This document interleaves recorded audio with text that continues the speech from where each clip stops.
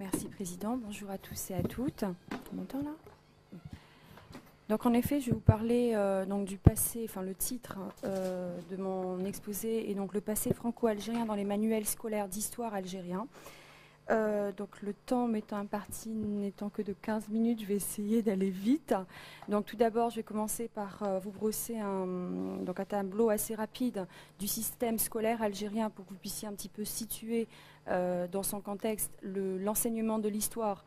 Dans son contexte, c'est-à-dire en Algérie, l'enseignement de ce passé commun, donc franco-algérien, ou plus simplement donc de la colonisation et de la décolonisation de l'Algérie.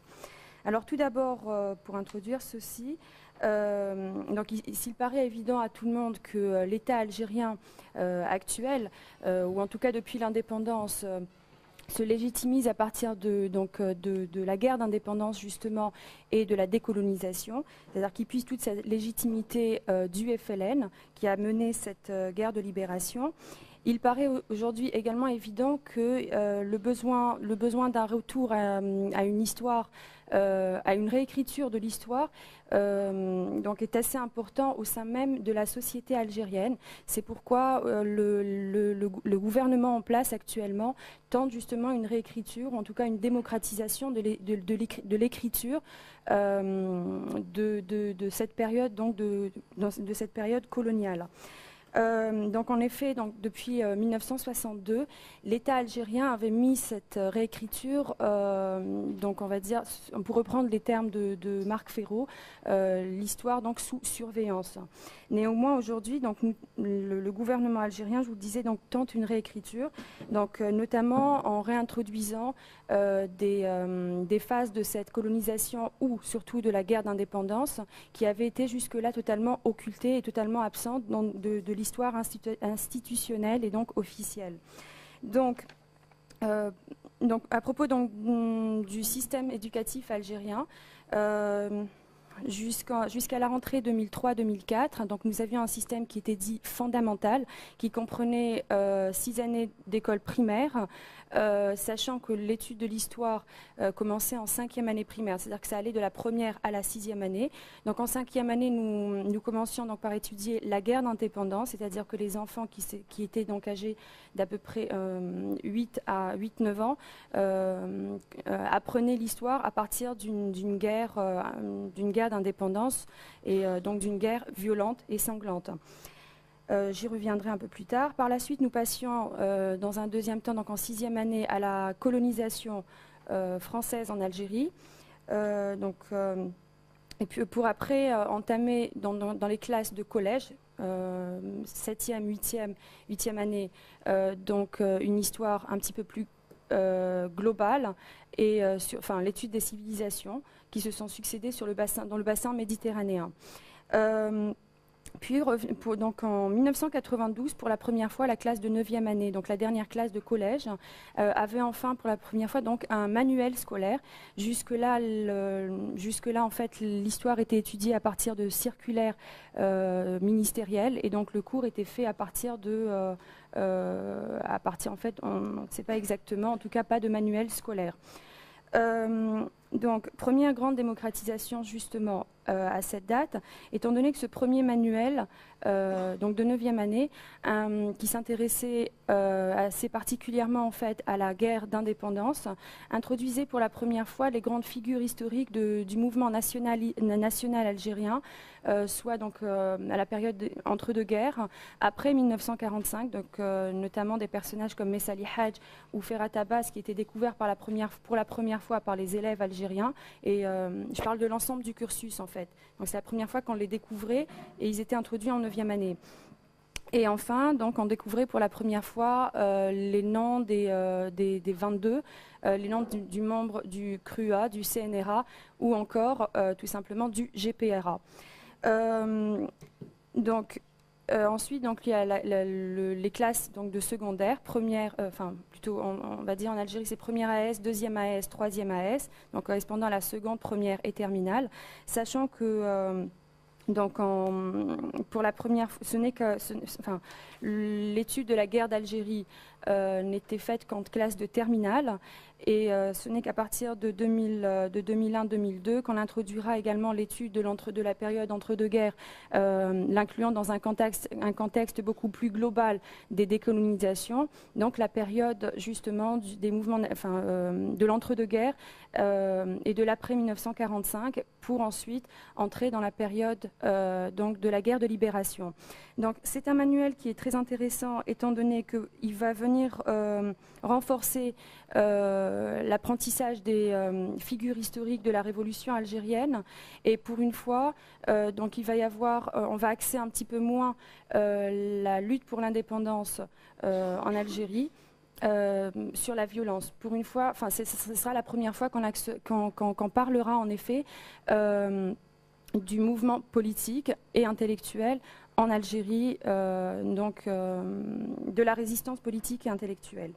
Voilà, donc pour la conception des manuels scolaires, c'est l'IPN, donc l'Institut pédagogique national, qui est en charge de la conception et de l'édition des manuels scolaires algériens, sachant que c'est un manuel unique pour chaque classe. Donc, ça n'est pas comme en France où vous pouvez avoir le choix entre plusieurs manuels et on les choisit dans les établissements. En effet, donc, pour l'année 2003-2004, plus de 25 millions d'ouvrages ont été conçus à l'intérieur de l'ONPS, qui est issu depuis 1990 de l'IPN. Donc il y a eu une restructuration.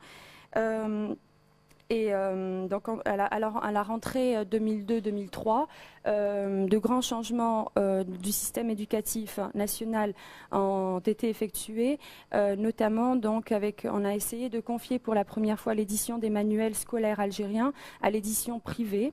Donc une tentative par rapport au manuel d'histoire a été faite également, si ce n'est que la conception des manuels a été retirée au bout de 6 mois à l'édition privée. Le ministère de l'Éducation nationale a prétendu ou dit simplement que c'était parce que ces éditeurs n'avaient pas respecté les cahiers des charges proposés. Donc aujourd'hui, les manuels d'histoire, de géographie, d'éducation religieuse, de littérature arabe et de philosophie pour les classes de terminale sont revenus à l'édition ministérielle, donc sont toujours conçus à l'intérieur du système lui-même. Alors, à propos donc je vous ai parlé déjà une première fois de l'introduction des figures emblématiques du mouvement nationaliste algérien, du mouvement national et donc des acteurs de la guerre de libération en Algérie. Je vous ai dit donc qu'en 1992, pour la première fois, il y avait une introduction de ces figures, donc qui sont revenues également dans les manuels proposés à partir des années 2000. En fait, c'est vraiment une adaptation du gouvernement en place aux événements qui se sont produits en Algérie depuis la fin des années 80. En effet, nous allons également réintroduire ce concept de pluralisme politique, de réflexion également, parce que jusque-là, en fait, on expliquait simplement la lutte du peuple algérien qui était constitué, en fait, qui était expliqué comme un tout constitué. En fait, on va distiller cette idée à travers les manuels scolaires que l'Algérie était quelque chose était une entité existant de tout temps. Et donc, on va évidemment pas parler de la constitution de l'Algérie après l'indépendance, dans la colonisation, mais simplement de l'union d'un peuple algérien derrière le FLN-ALN pour la lutte, mais qui va être une continuité d'une lutte qui est ancestrale contre toutes les colonisations, toutes les invasions que va subir donc, le Maghreb et l'Algérie plus particulièrement. Alors, à propos justement de la réintroduction des figures nationalistes, donc pour la première fois en 1992, par exemple, nous allons découvrir la figure de Boudiaf, et pour cause, c'est le moment auquel donc, il va revenir en Algérie. Donc, pour la première fois, les élèves algériens vont entendre parler du père de la Révolution, en fait, parce que là, du coup, il va être présenté comme tel. Dans le même temps, en fait, nous allons également entendre parler du père du mouvement nationaliste et de l'idée de l'indépendance, donc Messali Hadj, qui va être également réintroduit. Évidemment, on ne parlera pas par la suite du MNA et donc des crises intestines, des guerres intestines qu'a pu connaître le mouvement nationaliste algérien, même si un un très court texte va parler donc de la crise du MTLD et donc de la constitution par la suite du FLN-ALN, du passage à la révolution. Donc évidemment, vont être occultées toutes les guerres intestines au sein du mouvement national et des personnalités telles que Aban Ramdan, qui par contre est présenté depuis les années 80 dans les manuels scolaires. Simplement, il va être présenté comme un shahid, c'est-à-dire qu'on va insinuer qu'il a été assassiné ou qu'il est tombé en martyr sous les balles françaises. C'est toujours le cas donc, dans les manuels actuels. Une autre figure intéressante, c'est donc l'introduction de Ferhat Abbas. Donc, tout à l'heure, je parlais bien de Messali Hadj, je ne me suis pas trompée. Oui, d'accord. Donc, de Ferhat Abbas. Donc, jusque dans les années 90, en effet, celui-ci va être présenté comme un assimilationniste, donc avec une connotation très péjorative, donc aux côtés de Bentami et de Benjaloul.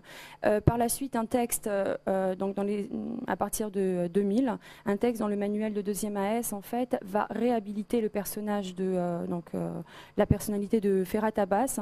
En effet, un petit texte donc une biographie plutôt de Ferhat Abbas va être conclu donc par une petite phrase intéressante. Donc il dit tous les grands hommes ont pu commettre des erreurs. Donc c'est tout de même quelqu'un qui a fini par rejoindre donc la lutte pour l'indépendance. Donc il sera totalement réhabilité et on lui pardonnera donc ses erreurs. En précisant bien que par la suite il sera donc président du GPRA.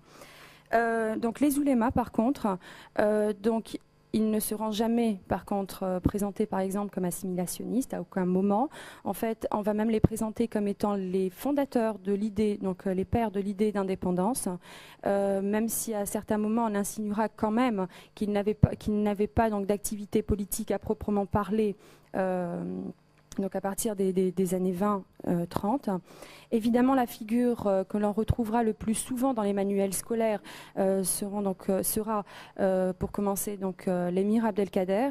L'émir Khaled n'apparaîtra que dans les derniers manuels, étant donné que lui axera donc son travail sur une lutte plus intellectuelle, en fait, qui n'arrange pas forcément cette idée, qui ne sert pas cette idée donc de lutte par la violence. Par la suite, évidemment, nous retrouverons la figure de, donc je vous le disais, de Messali Hadj aux côtés de celle de Ferhat Abbas.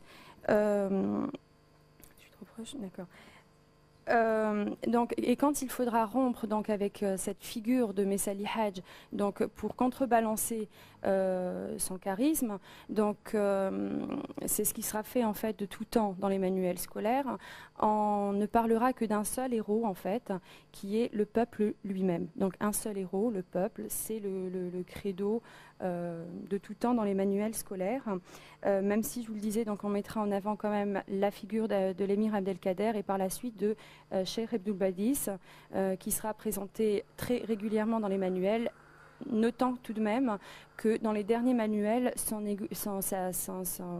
fait, ces portraits seront effacés de plus en plus, donc pour faire place à des figures plus récentes donc de la lutte pour l'indépendance du coup.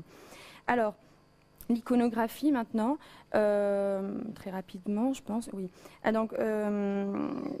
Donc évidemment les manuels donc de primaire sont très fournis en photographie, en images tout simplement. Une chose à noter qui est très importante, c'est que les images dans les manuels scolaires sont très rarement référencées.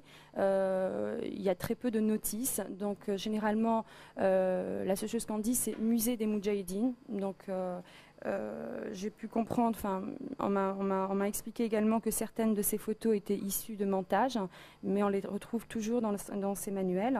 Donc ce qui frappe dans l'enchaînement de ces images et photographies qui sont proposées, c'est qu'elles sont choisies en fonction de contrastes, donc oppresseur, opprimé, répression, résistance, force brutale, courage et détermination, voire même opulence et misère sociale, donc des images de Colan par exemple, avec des images de Colan dans de très belles fermes, à côté d'images de la misère dans le bled en fait, dans les villages algériens. musulmans. Voilà, alors dans certaines, ce qui va être complètement en contradiction finalement avec les images, donc les éléments d'humanisme développés dans certaines parties du programme. Nous allons également avoir certaines photos illustrant la violence, la torture ou encore la misère, je vous le disais, donc, du peuple algérien, de façon très crue. Donc notamment une image en classe de 5e année, donc je vous le rappelle, proposée à des enfants de 8-9 ans, donc une image d'un visage brûlé au napalm, ou encore une image, donc pareil, apparemment montage, de la torture, sachant qu'évidemment on n'a pas on n'a toujours pas d'image réelle illustrant donc la torture. Là, c'est une image de la Gégène en fait. Et donc voilà. Ensuite, donc je vous le disais, cette réintroduction des images des acteurs de la révolution algérienne, donc notamment des négociateurs déviants. Donc néanmoins, il n'y a toujours pas de notice. Donc on dit simplement les négociateurs déviants. Donc on ne sait pas qui ils sont. Voilà. Donc je pense que j'ai plus vraiment beaucoup de temps. D'accord.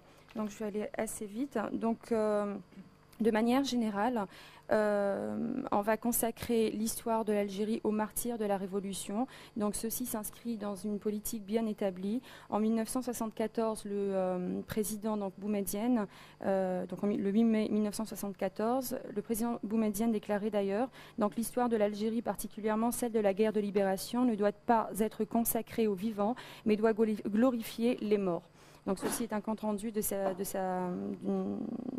d'une déclaration qu'il avait fait à Majallat al-Tahrir, donc le 2 novembre, dans le numéro du 2 novembre 1975.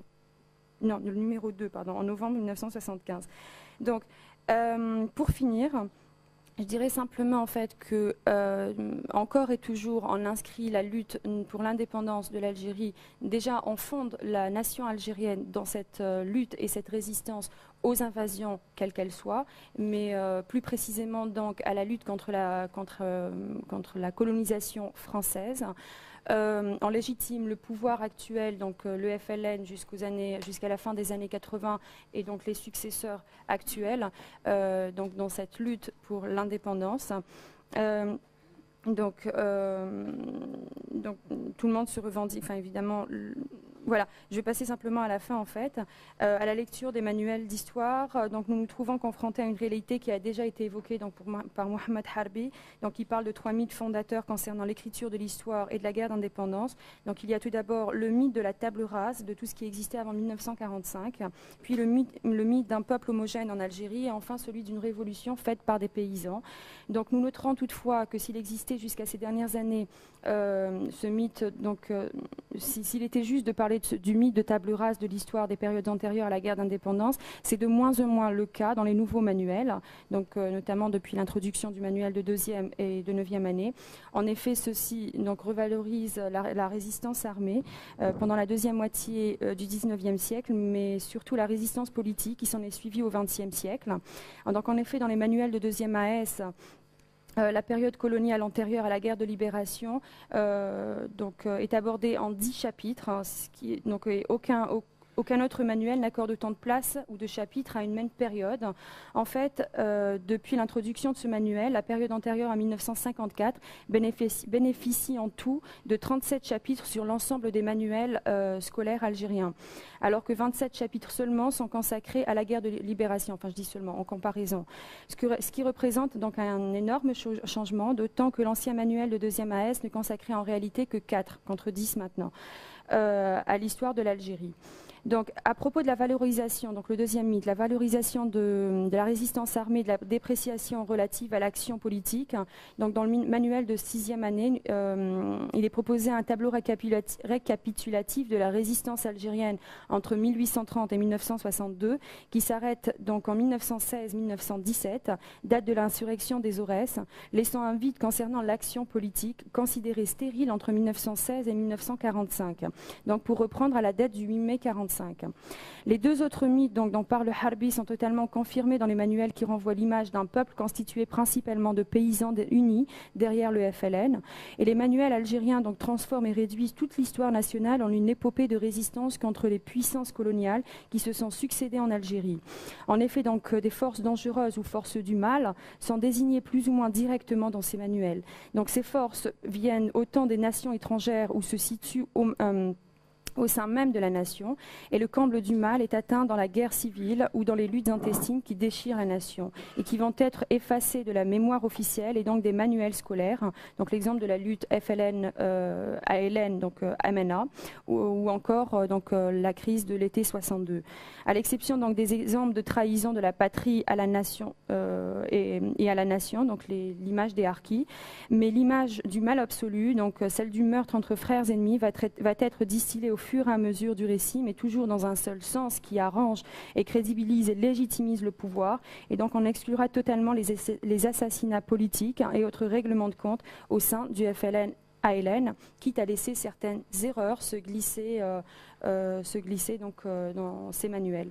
Donc pour conclure, je dirais simplement que le manuel construit un univers émouvant de bons et de mauvais objets, les uns porteurs de vie et de liens gratifiants, les autres porteurs de menaces et de dissolution. La nation incarne donc ces formes de vie auxquelles l'enfant est appelé à s'attacher, les ennemis, qui sont les ennemis. Les forces adverses symbolisent les mauvais objets que l'enfant est appelé à craindre et à haïr. Et le manuel fonctionne comme dispositif transférentiel dans lequel l'enfant s'est engagé, aliéné dans un système affectif intense, et l'identité transmise à l'enfant par ce biais est immédiatement une identité valorisante. Donc l'histoire de la nation désignant le lecteur comme membre de la communauté le désigne comme porteur de cette communauté idéale et détenteur personnel de cette dignité d'appartenance. Donc le moi ou le nahnu est implicitement désigné comme porteur des images nationales, comme emblème vivant de la nation, mais n'est-ce pas justement le propre du manuel scolaire en tant que outil de transmission de mémoire. Merci.